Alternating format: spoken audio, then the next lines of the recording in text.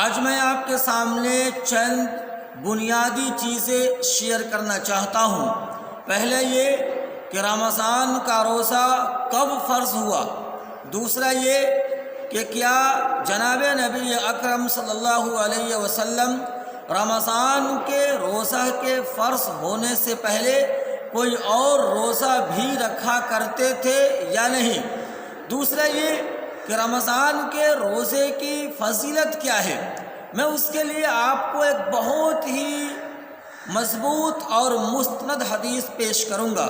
تیسرا یہ کہ رمضان کا روزہ چھوڑنے کا وبال کیا ہے۔ رمضان کا روزہ سن 2 ہجری میں فرض ہوا، جب جناب نبی اکرم صلی اللہ علیہ وسلم مکۃ المکرمہ سے مدینہ پاک ہجرت کر کے تشریف لائے۔ اس کے 1.5 سالوں کے بعد رمضان کا روزہ شعبان المعظم کے مہینے میں فرض کیا گیا۔ سوال نمبر 2 کہ رمضان کا روزہ فرض ہونے سے پہلے جناب نبی اکرم صلی اللہ علیہ وسلم کوئی روزہ رکھا کرتے تھے یا نہیں۔ جب تک کہ رمضان کا روزہ فرض نہیں ہوا تھا، جناب نبی اکرم صلی اللہ علیہ وسلم عاشورہ کا روزہ اور ایام 20 یعنی مہینے میں عربی کے حساب سے 13 تاریخ، 14 تاریخ اور 15 تاریخ، جسے ایام 20 کہا جاتا ہے، آپ صلی اللہ علیہ وسلم یہ 2 روزہ رکھا کرتے تھے، عاشورہ یعنی 10ویں محرم کا روزہ اور ایام 20 کا روزہ۔ لیکن جب اللہ تعالیٰ نے رمضان کا روزہ فرض کر دیا تو یہ دونوں روزے آج بھی باقی ہے اور ان کا درجہ اب استحباب کا ہو گیا، جس کو رکھنا مستحب ہے، ثواب ہے۔ رمضان کے روزہ رکھنے کا ثواب کیا ہے؟ میں اس کے لیے آپ کو جناب نبی اکرم صلی اللہ علیہ وسلم کی ایک حدیث پیش کرتا ہوں۔ نبی اکرم صلی اللہ علیہ وسلم نے ارشاد فرمایا، الصوم لی وانا اجزی بہ، کہ اللہ تعالیٰ ارشاد فرماتے ہیں روزہ میرے لیے ہے۔ اب ظاہر سی بات ہے، ہم نماز بھی پڑھتے ہیں یا زکوٰۃ بھی دیتے ہیں، جو بھی عبادتیں کرتے ہیں وہ ساری کے ساری تو اللہ تعالیٰ ہی کے لیے کرتے ہیں، مگر اللہ نے خاص طور سے فرمایا الصوم لی، کہ روزہ میرے لیے ہے۔ اس میں حکمت کیا ہے؟ محدثین نے بہت ہی عمدہ اور عجیب و غریب حکمتیں بیان کی ہیں۔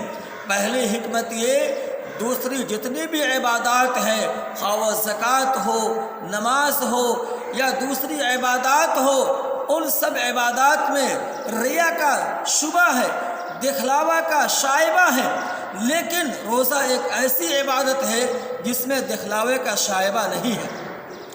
دوسری وجہ یہ ہے کہ روزہ نام ہے، صبح سے لے کر شام تک کھانے سے، پینے سے اور نفسانی خواہش کو پوری کرنے سے رکے رہنے کا نام روزہ ہے، اور یہ 3 چیزیں ایسی ہیں جو اللہ تعالیٰ بھی نہیں کرتا ہے۔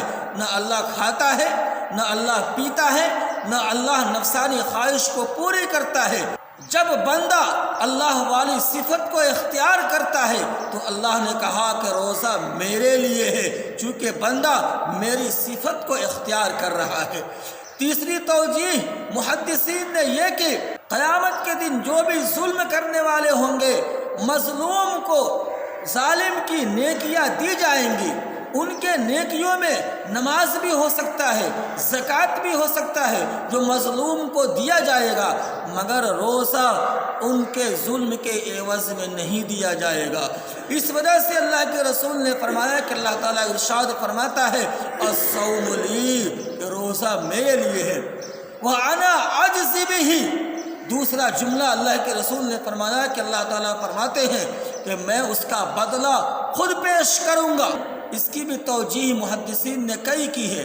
جتنی بھی عبادتیں ہیں ان سارے کا ثواب فرشتوں کو پتہ ہے کہ کس کا ثواب کتنا ہوگا، لیکن روزہ ایک واحد عبادت ہے جس کا ثواب فرشتوں کو بھی پتہ نہیں ہے، اس کا ثواب اللہ رب العزت ہی کو پتہ ہے کہ کتنا ثواب بندوں کو دینا ہے۔ دوسری تشریح محدثین نے یہ کی، جتنے اعمال ہیں اس کا بدلہ اللہ تعالیٰ قیامت کے دن ایمان والوں کو فرشتوں کے ذریعے سے دلوائیں گے، مگر روزہ کا بدلہ، اس کا انعام اللہ تعالیٰ خود اپنے ہاتھوں سے روزہ دار کو دیں گے۔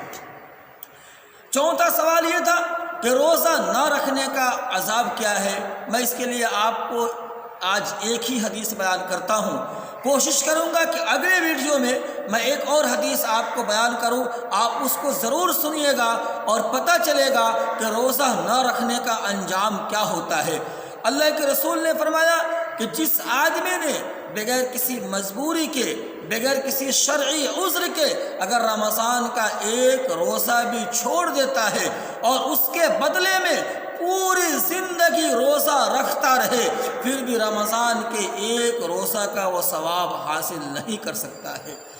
یہ جائے کہ 60 روزے رکھنے کی وجہ سے اس کے ذمے سے روزہ کا کفارہ ادا ہو جائے گا،